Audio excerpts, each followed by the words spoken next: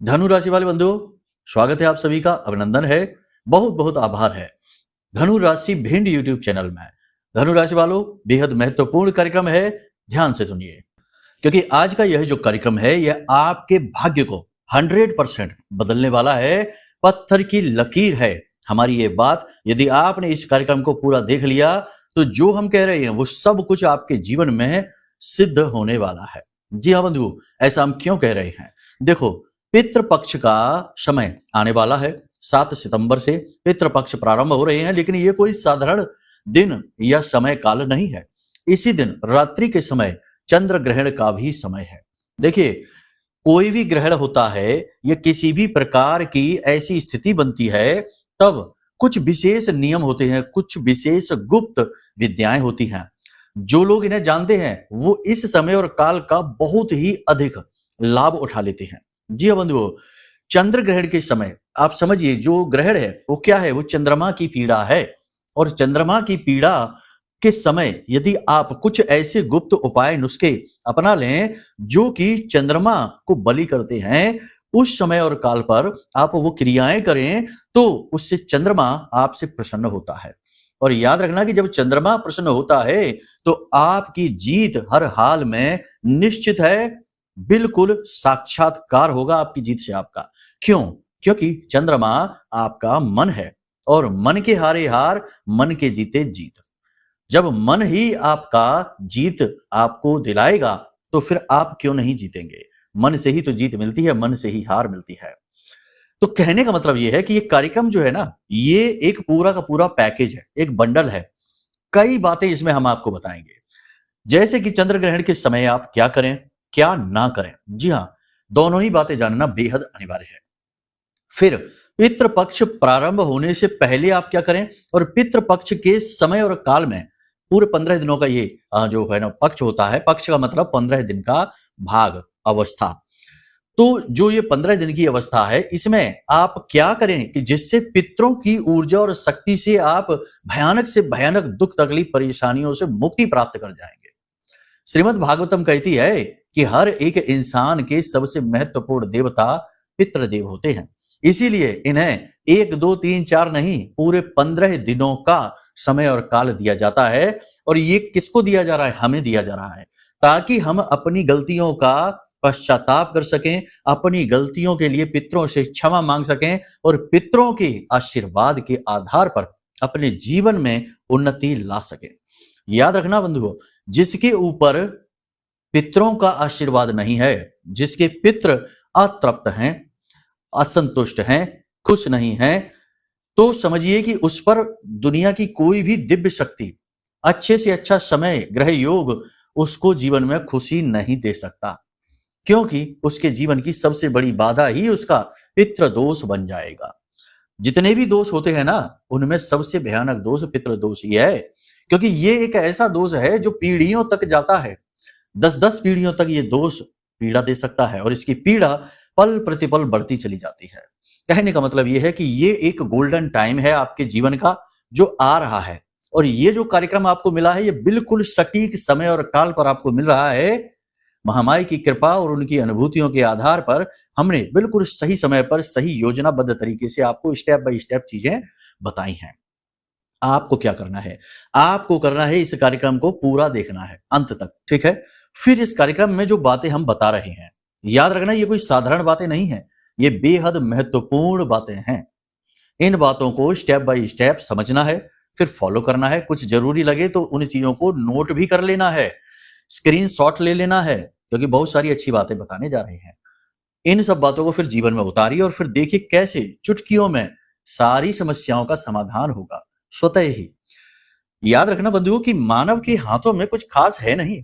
हमें लगता जरूर है कि सब कुछ हम ही तो कर रहे हैं, हम ही ने दुकान खोली है, हम ही दुकान शाम को बंद करते हैं, हम ही ग्राहकों को सामान बेचते हैं, हम ही नौकरी पर जाते हैं। कहने का मतलब यह है कि ये हमें लगता है, ये हमारा अपना खुद का अहम है जो हमें एहसास कराता है कि सभी कुछ हम ही तो कर रहे हैं, लेकिन कुछ भी हमारे हाथों में नहीं है। हम तो सिर्फ मोहरे मात्र हैं, और हमारे माध्यम से वह परम तत्व तरह तरह के अनुभव प्राप्त कर रहा है। अब हम क्या कर सकते हैं? हम केवल अपने चुनाव सही कर सकते हैं। मतलब कि कोई गलत चीज खा पी सकता है और सही चीज भी खा पी सकता है, फिर उसके जीवन में जो अच्छाई और बुराई आएगी वो उसकी देन होगी। कहने का मतलब यह है कि चुनाव हमारे हाथ में है, बस इसके अलावा कुछ भी नहीं। मेहनत जो हम करते हैं वो हम कर भी पाएंगे कि नहीं, या फिर हम यदि भाव विहीन होकर मेहनत करते हैं तो उसका फल प्रतिफल भी हमें मिलेगा कि नहीं, ये सब कुछ ऊपर वाले ने अपने हाथ में रख रखा है। हमारा मानना तो ये है कि हमारा चुनाव भी ऊपर वाले के हाथ में ही है, ठीक है ना। लेकिन ये एक बहुत बड़ा विषय है, इसके बारे में बात ही नहीं करना चाहते। ये सब बातें हम आपको केवल इसलिए बता रहे हैं बंधु कि जब भी हमें ईश्वर मदद करना चाहता है तो वो हमें संकेतों के माध्यम से चीजें बताता है। कभी कोई गुरु बन के आएगा, कभी कोई मित्र बन के आएगा, कभी कोई कार्यक्रम आएगा, जैसे ये कार्यक्रम आ गया है, कभी कोई चीज आपके सामने आएगी। मतलब कहने का ये है कि ये सांकेतिक भाषा है ईश्वर की। इसे जो समझता है, इनका अंदाजा लगाता है, फिर इन्हें जीवन में लेकर आता है, वो बहुत उन्नति करता है, बहुत आगे बढ़ता है। और जो कुछ भी नहीं समझता वो केवल ये सोचता है कि सब कुछ हम ही तो कर रहे हैं, भगवान क्या कर रहे हैं, कुछ भी नहीं कर रहे, सब कुछ हम ही तो कर रहे हैं। वो इंसान कभी तरक्की नहीं करता, वो केवल जहां है वहीं खड़ा रहता है आजीवन। चाहे जीवन भर कमाएगा लेकिन उसकी सेविंग जीरो होगी, उसके जीवन में रिश्ते नातों का मोल जीरो होगा, उसका मान सम्मान भी ना के बराबर, ठीक है ना। कहने का मतलब यह है कि आप अपने आप को समर्पित करिए, फिर देने वाले जाने कितना देने के लिए बैठे हैं। जो देवे सो देवता, बस हम ही ले नहीं पाते अपनी कमियों की वजह से। तो कहने का मतलब यह है कि इस कार्यक्रम में बड़ी महत्वपूर्ण चर्चाएं विषय पर बातें होंगी। साथ ही हम आपको बताएंगे 5 बड़ी भविष्यवाणियां भी, जिनके अनुसार आपको अपने जीवन को प्लान करना है। कार्यक्रम पूरा देखना है बंधु। बार बार हम ये आपसे इसलिए कहते हैं कि हम सचमुच में बहुत मेहनत करते हैं आपके लिए कार्यक्रम बनाने के लिए। आप जब कार्यक्रम पूरा देखते हैं और जब आपके चेहरे पर मुस्कुराहट आती है क्योंकि आपके काम बनने शुरू हो जाते हैं, हमें बहुत अच्छा लगता है। कैसे अच्छा लगता है? आपके मैसेज आते हैं, फोन कॉल्स आते हैं, आप कमेंट करते हैं और हम देखते हैं, पढ़ते हैं तो बहुत अच्छा लगता है। तो चलिए बंधु, उम्मीद करते हैं आप हमारी बातों को समझ रहे हैं, हमारी भावनाओं को समझ रहे हैं। कार्यक्रम में अंत तक जरूर ठहरेंगे। अब महामाई से अनुमति लेते हैं, कार्यक्रम को शुरू करते हैं। कमेंट बॉक्स में पूरे भक्ति भाव के साथ लिख डालिए, जय मां भद्रकाली कृपा करो। महामाई निश्चित तौर पर आपके ऊपर कृपा कर चुकी हैं, तभी पल प्रतिपल गाइडेंस के तौर पर यह कार्यक्रम आपके लिए आया है। भाव यदि गहरा है तो ये भी लिखिए कि मैं भी माई के परिवार का हिस्सा हूं। चलिए बंधु, अब अपने मूल विषय को शुरू करते हैं। जय माई की। बंधुओं, ज्योतिष और तंत्र विद्या के क्षेत्र में आचार्य अमित एक जाना माना नाम है। पूज्य गुरुदेव के साधनाओं और ज्योतिष विद्या के अनुभव बेहद दिव्य है। जी हाँ, पूज्य गुरुदेव ने जिसकी भी कुंडली का विश्लेषण किया और कुंडली के अनुसार उसे सटीक उपाय व महामाई माँ बगलामुखी की विशेष कृपा दी, उसके जीवन में सकारात्मक बदलाव तो आए ही है। फिर चाहे समस्या कितनी ही कठिन क्यों ना हो, समाधान तो अवश्य हुआ है। अब ऐसे में यदि आप भी अपने जीवन की किसी बड़ी समस्या से जूझ रहे हैं, जैसे कि कर्जा बढ़ता ही जा रहा है, काम धंधा और व्यापार सब रुक चुका है, रिश्ते नातों में तनाव हद से ज्यादा बढ़ गया है, पूरा जीवन ही नकारात्मकताओं से भर गया है, तो ऐसे में यही सही समय है जब आप श्रेष्ठ गुरु से मार्गदर्शन प्राप्त करें और जीवन के अंधकार को समाप्त कर दिव्य प्रकाश की ओर कदम बढ़ाएं। वीडियो में दिए गए नंबरों पर तुरंत संपर्क करिए और अपनी कुंडली का विश्लेषण व समाधान पूज्य गुरुदेव के द्वारा करवा लीजिए। देर ना करें, आपके देवी देवताओं के आशीर्वाद से ये मौका खुद चलकर आपके पास आया है, इसे गंवाना नहीं है।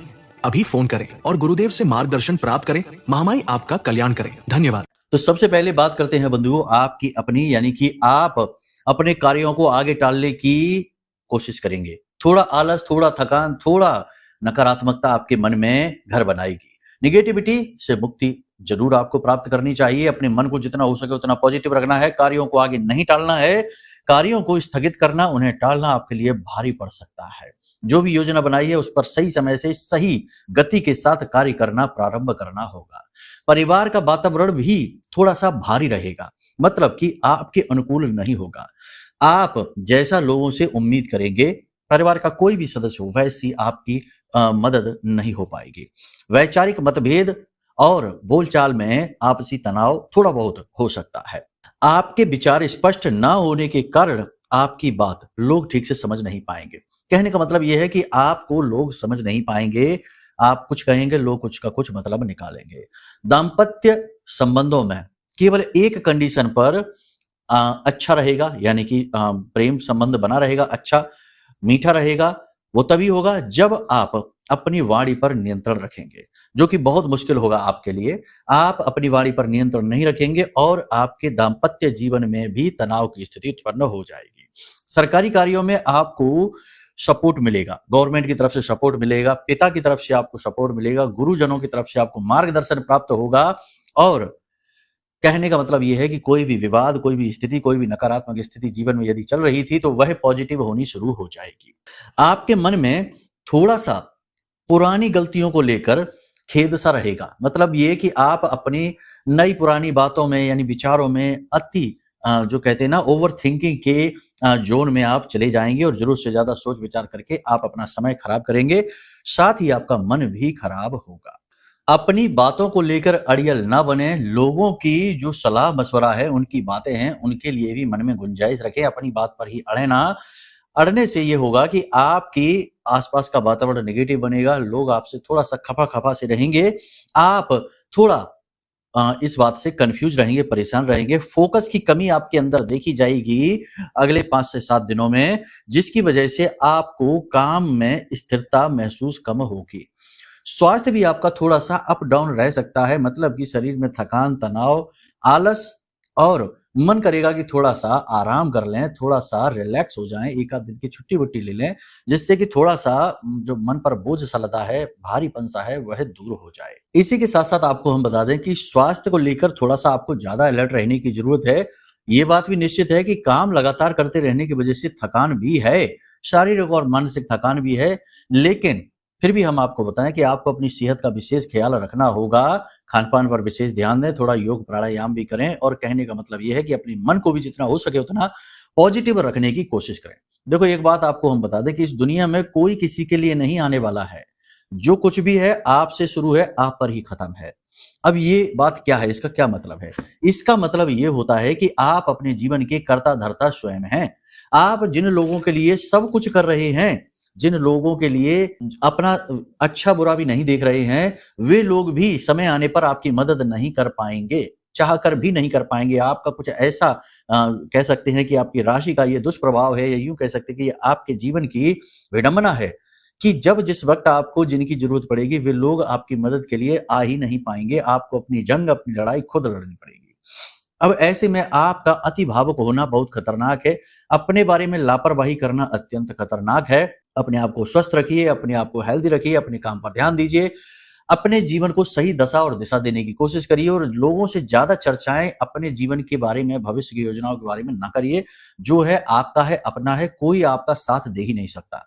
आपके काम करने के तौर तरीके बहुत ही विरले हैं, बहुत ही अलग हैं। लोग आपकी बुद्धि से आपकी आपकी जो फ्रीक्वेंसी है, ऊर्जा का जो स्तर है उससे मैच ही नहीं कर सकते हैं। आप बहुत ही अलग विचारधारा के इंसान हैं। अपने जीवन में भले ही आपने चाहे बड़ी-बड़ी ऊँचाइयाँ हासिल ना कर पाई हो, लेकिन आपके अंदर पूरा दम है, पूरी योग्यता है कि आप बड़ी से बड़ी ऊँचाई को हासिल कर सकते हैं। और ये आपके जीवन में होगा ही, चाहे देर हो, दुर्घटना से देर भली, देर-सवेर हो सकता है, लेकिन होकर ही रहेगा, जब आप अपनी मनचाही सफलता हासिल कर लेंगे। लेकिन इसके लिए आपको अपने फ़ोकस पर कार्य करना होगा क्योंकि आपका फ़ोकस भी डाइवर्ट बड़ी जल्दी हो जाता है। ख़ास तौर से जब आप भावुक होते हैं तो आपका फ़ोकस अपने ऊपर से पूरी तरह से हट जाता है।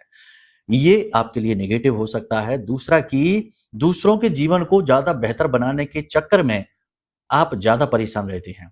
कहने का मतलब ये है कि अपनी परेशानी से कम दूसरों की परेशानियों से आप ज़्यादा परेशान होते हैं। ये इस दुनिया के नियम के विरुद्ध है।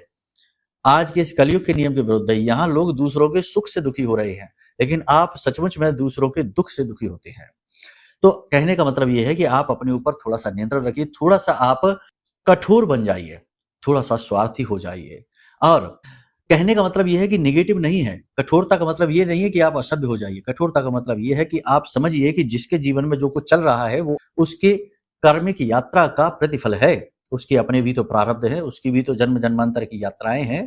तो आपका जितना हो सके उतना सपोर्ट करिए, ज़रूरत से ज़्यादा आप नहीं कर सकते। आप करते भी रहेंगे तब भी उसके कष्ट दूर नहीं होंगे। चाहे आप बर्बाद हो जाना, लेकिन वो आबाद नहीं होगा। वो आबाद तभी होगा जब उसका जो कष्ट वाला कोटा है ना, कर्म का, वो पूरा हो जाएगा। वैसे ही वो चुटकियों में आबाद हो जाएगा। उसे किसी की मदद की ज़रूरत नहीं पड़ेगी। कहने का मतलब ये है कि आप केवल अपना कर्म करिए, अपने आप को किसी के लिए झोंकिए नहीं, अपने आप को बर्बाद ना करिए। समझ में आ रही है आपको बात हमारी? ठीक है। यहाँ तक आपने सारी चीज़ें समझ ली हैं। अब यहाँ पर 3 तरीके की बड़ी भविष्यवाणियों के बारे में बात है जो आप समझनी होगी। पहली चीज़ ये कि आप अपने ऊपर ध्यान दीजिए। दूसरी चीज़ ये है कि अपने फ़ोकस को भटकने मत दीजिए। तीसरी चीज़ ये है कि यदि आराम करने का मन करता है, क्योंकि काम की अधिकता तो है ही, लगातार मेहनत परिश्रम तो चल ही रहा है, आराम करने का मन करता है तो आराम कर लीजिए, इसमें कोई बुराई नहीं है। जब आप आराम करें, जब आप छुट्टी लें, जब आप विश्राम करें तो इसमें कोई दोष नहीं है। ना ही अपने मन में ग्लानि का भाव आप रखिए। आप भरपूर आराम करिए और फिर नई ऊर्जा के साथ आगे बढ़िए। आप समझ पा रहे होंगे कि हम आपसे क्या कहना चाहते हैं। यहाँ कुछ भी नेगेटिव नहीं है, यहाँ केवल और केवल पॉजिटिविटी की बातें हो रही हैं। क्योंकि अगर हम 2 कदम रुकते भी हैं तो इसका मतलब ये नहीं कि हमने यात्रा समाप्त कर दी है। इसका मतलब ये है कि हम बस सुस्ता रहे हैं, आराम कर रहे हैं और फिर नई ऊर्जा के साथ आगे बढ़ेंगे। उम्मीद है आप हमारी बातों को, भावनाओं को समझ पा रहे हैं। अब बात करते हैं कि 7 तारीख जो आ रही है उससे पहले और उस समय पर आपको क्या करना है। देखो, सबसे बड़ी बात यह है कि पितृ कौन है आपके? पितृ हैं आपके पुरखे पूर्वज, जैसे कि आपके माता-पिता। तो आप अपने माता-पिता को कैसे प्रसन्न करेंगे? उनकी सेवा करके, उन्हें मान-सम्मान देकर और उनका लिहाज करके। अब लोग यहाँ तक तो समझ जाते हैं कि मान-सम्मान कर लिया, सेवा कर ली, यानी पितरों के लिए पिंडदान, तर्पण, जो श्राद्ध पक्ष है वो सब कुछ कर लिया, लेकिन लिहाज वाली बात जो है ना वो भूल जाते हैं। यानी कि अपनी वाणी असभ्य रख लेते हैं, खान-पान गलत रखते हैं, आचार व्यवहार पर बिल्कुल ध्यान नहीं देते हैं और यहीं वो चोट खा जाते हैं। यानी कहने का मतलब ये है कि आज इस समय जब आप इस कार्यक्रम को देख रहे हैं, उसी समय पर आपको मन में ये संकल्प लेना है कि अगर आप कोई गलत कार्य करते हैं, जैसे कि शराब है, मांसाहार है या कोई भी उल्टा-सीधा तामसिक भोजन खाते हैं, फास्ट फूड है, बाहर का खाना है, ये सब तामसिक हैं। क्योंकि इनमें बहुत ज़्यादा तमस होती है, गरम होते हैं, मसाले होते हैं, ये हमारे अंदर पित्त को बढ़ा देते हैं। पित्त को बढ़ाने से तमस बढ़ती है। तो ऐसे भोजनों को त्याग देंगे। साधारण भोजन करिए, ना ज़्यादा गरम, ना ज़्यादा ठंडा, मध्यम भोजन करिए, कम भोजन करिए और जितना हो सके पूजा-पाठ आदि में ध्यान दीजिए, ठीक है? ये एक कार्य है, ये आप आज से ही शुरू कर दीजिए मन में। अब हम आपको बताते हैं कि उस रात जब ये चंद्र ग्रहण होगा, यानी कि 7 तारीख की रात्रि को, मतलब कि कहने का कि रात्र को, यानी कि 7 तारीख की रात्रि को 11 बजे से लेके लगभग 1:30 बजे तक, यानी 10:58 से लेके 1:26 तक ये जो चंद्र ग्रहण का समय और काल रहेगा। तो अब इस समय और काल पर आपको क्या करना है? देखो, ध्यान से समझिए। इस समय पर चंद्र पीड़ा है। चंद्र पीड़ा में आपको चंद्र देवता हैं, माँ के सूचक हैं, मन के सूचक हैं, धन के सूचक हैं। हर एक महत्वपूर्ण चीज जो आज के इस भौतिकवादी युग में इंसान को चाहिए, वो सब के सूचक है। तो इस समय और काल पर आपको क्या करना है? देखो, रात्रि के समय चंद्र ग्रहण से पहले स्नान आदि करके सफेद वस्त्र पहन के, ठीक है ना, और तैयार हो जाइए, ठीक है। और आपको क्या करना है? किसी भी स्थान पर बैठ जाइए, यानी किसी भी साफ सुथरे पवित्र स्थान पर बैठ जाइए। मंदिर में नहीं जाना, पूजा पाठ के कक्ष में नहीं जाना है, उस कमरे में नहीं जाना, भगवान के दर्शन नहीं करने हैं। एकांत में किसी एक स्थान पर बैठ जाइए और आपको हम एक मंत्र बता देते हैं। इस मंत्र का आप उच्चारण करना शुरू कर दीजिए। ये मंत्र बहुत शक्तिशाली है। इस मंत्र को चंद्र गायत्री कहते हैं। इस मंत्र से चंद्रमा को बल प्राप्त होता है। तो आपको इस मंत्र का उच्चारण करना है। मंत्र आपके मोबाइल की स्क्रीन पर दिखाई दे रहा है, जरा ध्यान से सुनिए।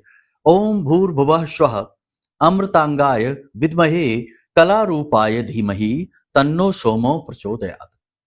ये बहुत शक्तिशाली मंत्र है, इससे चंद्रमा को बल प्राप्त होता है। एक बार फिर से देखिए, मंत्र बोल के बता देते हैं। ओम भूर्भुवः स्वः अमृतांगाय विद्महे कलारूपाय धीमहि तन्नो सोमो प्रचोदयात्। इस मंत्र का आपको उच्चारण करना है। 10 से 15 मिनट कर लेना, बहुत ज्यादा नहीं करना है। हाथ में मुट्ठी में थोड़े से चावल ले लेना, दाहिनी मुट्ठी में थोड़े से चावल ले लेना और उनमें थोड़ी सी हल्दी लगा लेना। इससे भी चंद्रमा प्रबल होता है, ठीक है। उसके बाद इन चावलों को आप किसी भी पवित्र पौधे की जड़ में, चाहे केले की जड़ में डाल दें, चाहे आप तुलसी की जड़ में डाल दें, किसी भी जड़ में डाल देना, ठीक है। 10 से 15 मिनट इस मंत्र का आपको उच्चारण करना है। इससे चंद्रमा प्रबल होगा और इसका प्रभाव आपके जीवन पर दिखाई देगा। आपको अगले दिन से ही अद्भुत मानसिक शांति प्राप्त होगी और पैसे रुपए से जो बना हुआ आपका जो फ्लो बिगड़ा हुआ है, वह फ्लो बनना शुरू हो जाएगा। अब इसी के साथ साथ पितरों से जुड़ा भी एक उपाय आपको प्रारंभ कर देना है उसी 7 तारीख से। यानी पितरों से जुड़ा उपाय आप 7 तारीख के दिन से ही प्रारंभ कर देना। इसके लिए आपको हम बताएं कि पितरों को प्रतिदिन आप तर्पण देना शुरू कर दीजिए। याद रखना कि पितरों का सीधा संबंध सूर्य देवता से है। शास्त्रों में कहा जाता है कि सूर्य देवता की किरणों पर सवार होकर ही पितरों की ऊर्जा इस धरती लोक पर आती है। तो कहने का मतलब यह है कि सूर्य से पितरों का सीधा संबंध है। तो अब यहाँ पर बहुत सारी बातें हैं कहने को, तो कह सकते हैं जैसे कि सूर्य देवता के जो पुत्र हैं, आर्यमान हैं, वो पितृ देवताओं के पूजनीय देव माने जाते हैं, उनके अधिपति माने जाते हैं, ठीक है। तो कहने का मतलब ये है कि जब आप सूर्य देवता को जल समर्पित करें, उसी समय पितरों को भी तर्पण दक्षिण दिशा में देखकर करें। अब पितरों को तर्पण कैसे करना है ये हम आपको कल के कार्यक्रम में बताएंगे, आने वाले कार्यक्रम में, वरना ये कार्यक्रम बहुत महत्वपूर्ण हो जाएगा। फिलहाल आप ये ध्यान दीजिए, कल का कार्यक्रम आप जरूर देखना, उसमें पूरी विधि शास्त्र अनुसार बताई है कि किन किन चीजों का प्रयोग करना है और किस मंत्र का प्रयोग करना है। इन मंत्रों के प्रयोग से ये जो तर्पण देने की विधि है, साथ ही जो आप पूजा पाठ भगवान की करेंगे उस समय भी कुछ विधियां अपनानी है पितरों को प्रसन्न करने की। इसे आप प्रतिदिन करेंगे, लगातार इस विधि से करेंगे तो भयानक से भयानक पितृ दोष आपके ऊपर लगा होगा वो समाप्त हो जाएगा। एक और खास बात है कि पूरे पितृ पक्ष में आप एक शुभ कार्य जरूर करिए कि मंदिर प्रतिदिन जाइए और दान पात्र में 10-5 रुपए जितनी आपकी क्षमता है, जो भी आप चाहें वो दान जरूर करिए। और मंदिर के बाहर बैठे हुए जो भिखारी होते हैं उन्हें भी कुछ ना कुछ खाने के लिए अवश्य देना शुरू करिए। थोड़ा बहुत खर्चा अवश्य होगा, लेकिन इससे देवता बहुत प्रसन्न होंगे और पितरों को आप तृप्त कर पाएंगे। आपके पितर आपके इस आचरण से बेहद प्रसन्न रहेंगे। साथ ही साथ हमने आपसे कहा कि गलत चीजें खान पान बिल्कुल बंद कर दीजिए। घर में कोई भी गलत चीज आपको नहीं रखनी है, जैसे कि टूटा फूटा पुराना कबाड़ का सामान न रखिए। घर को साफ सुथरा रखिए। हर एक कोने में प्रकाश की पूर्ण व्यवस्था रखिए। घर के दक्षिणी कोने में, दक्षिण दिशा जो है ना, वहां पर एक सरसों के तेल का दीपक अवश्य जलाना प्रारंभ कर दीजिए प्रतिदिन। साथ ही साथ सबसे महत्वपूर्ण बात कि घर में कोई भी नशीली पदार्थ, नशीली चीज यानी शराब वगैरह है, तमाम जो भी है, कुछ भी नहीं रखनी है। ठीक है, बस इन क्रियाओं को करिए। अब आपकी कुंडली में यदि पितृदोष लगा हुआ है, किसी विशेष ग्रह से आ रहा है, तो उसके लिए भी कुछ विशेष उपाय हैं जो हम आपको बता सकते हैं, लेकिन इसके लिए आपको अपनी कुंडली का आकलन कराना पड़ेगा, क्योंकि कुंडली में शनि से है, राहु से है, गुरु से है, किस ग्रह से आपको पितृदोष आ रहा है वो यदि आप समझ जाएं और उसके अनुसार यदि आप उपाय इस पितृपक्ष में कर लेते हैं, तो फिर आपकी पिछली 7 पीढ़ियों तक के दोष पितरों से जुड़े हुए समाप्त हो जाएंगे। समझिए, तो ये बहुत महत्वपूर्ण है। तो इसके लिए आप अपनी कुंडली का विश्लेषण करा सकते हैं, नंबर वीडियो में दिए गए हैं। इसी के साथ साथ आप यदि पितरों की पूर्ण कृपा प्राप्त करने के साथ दैवी शक्ति को भी साधना चाहते हैं, जैसे कि हमारी आराध्य देवी मां बगलामुखी हैं, जो भयंकर से भयंकर नकारात्मक ऊर्जा को मिटा सकती हैं, क्योंकि वो तो 10 महाविद्या में 8वीं महाविद्या है। इस भयानक से कलयुग में, समय और काल में, जब इंसान बहुत ज्यादा पीड़ित व्याकुल हो जाता है तो वह देवी के 10 स्वरूपों में से किसी एक स्वरूप के पास जाता है। 10 महाविद्या कहते हैं, तो उनमें से जो सबसे जल्दी सिद्ध, सबसे ज्यादा फलित जो दैवी शक्ति है वो है मां बगलामुखी। उनसे जुड़ा यह महारक्षा कवच है जो हमने आपके लिए निर्मित किया है। आप यदि चाहें तो इस पितृपक्ष में गोल्डन टाइम है, क्योंकि इसके बाद आएगा नवरात्रि का पर्व, तो गोल्डन टाइम है जब आप इस सिद्ध रक्षा कवच को अपने घर में मंगवा सकते हैं और देवी की सीधी साक्षात कृपा का अनुभव, क्योंकि इसमें हमने अपने जीवन भर की साधना का बल डाला है, तो आप इसे मंगवा सकते हैं। इससे आपके जीवन में चाहे कैसी ही नकारात्मकता, तंत्र मंत्र या क्रिया हो वो हटेगी, साथ ही देवी आपका हाथ पकड़कर आपको सफलता की ओर ले जाएंगे। ये हमारा वादा है आपसे। तो अब आप निर्णय जरूर लीजिए, अपनी कुंडली का आकलन कराइए, कुंडली के दोषों को जानिए और उनका निवारण करिए। ठीक है, दूसरा कि कवच मंगाइए, अपने स्वयं धारण करिए, अपने किसी एक घर के प्रिय व्यक्ति को और धारण करिए, क्योंकि ये 2 लोगों के लिए बना कवच है। ठीक है ना, और उसके बाद फिर इन पूजा पाठ जो हम आपको बता रहे हैं, इन क्रियाओं को करना प्रारंभ करिए। फिर देखते हैं कि कैसे नहीं कष्ट मिटते हैं जीवन के। आखिर कष्ट ही तो हैं, किसी न किसी निगेटिव ऊर्जा की वजह से प्रेरित हो रहे हैं। जब हम चुन चुनकर सारे मार्ग बंद कर देंगे तो निगेटिविटी कहां से आएगी? आना ही पड़ेगा आपकी सफलता को आपके पास, आपके सुखों को आपके पास, और आपके दुख कष्ट परेशानियों को मिटना ही होगा। इसी तरीके से काम होते हैं। ठीक है, उम्मीद करते हैं सारी बात आप समझ गए हैं, इन्हें जीवन में उतारेंगे। अब यदि कोई प्रश्न है या कुछ भी जानना है या कुंडली विश्लेषण है या कवच मंगाना है, सारी सेवाएं आपको इन्हीं नंबरों से प्राप्त हो जाएंगे जो वीडियो में दिख रही है। ठीक है, जल्दी से निर्णय लीजिए, समय और काल तेजी से गुजर रहा है। पितृपक्ष प्रारंभ हो जाएगा, फिर देवी आ जाएंगी, धीरे धीरे समय गुजर जाएगा।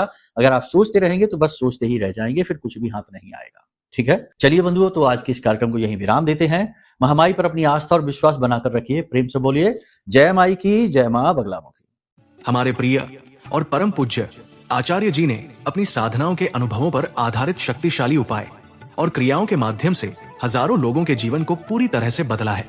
आचार्य जी के द्वारा बताया गया हर एक उपाय इतना सटीक और कारगर होता है कि जो भी इसे पूरे भाव के साथ कर लेता है उसे साक्षात महामाई की कृपा और आशीर्वाद प्राप्त हो जाती है। इसलिए निसंकोच इन उपायों को पूरे भाव के साथ करिए।